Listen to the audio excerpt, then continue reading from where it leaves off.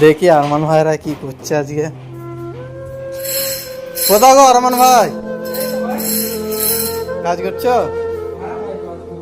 আচ্ছা, আমি তো ভেবেছিলাম তোমাকে নিয়ে চা খেতে যাব। তো কাজ কি খুব আর্জেন্ট নাকি?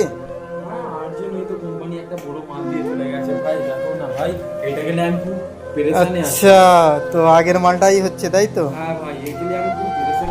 আর সব কোথায়? সব বাড়ি চলে গেছে। তাহলে তুমি কি একাই কাজ করছো নাকি এখন? আচ্ছা, কাজ তাহলে ঢিলে চলছে নাকি? তোমার সেট কোথায়?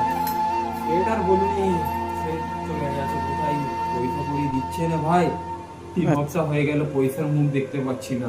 আচ্ছা, এখানে ওইদিকে বাড়িতে আমার বউ গালাগালি করছে পয়সার লেগে, পয়সাও দিতে পারছি না আমার বউকে।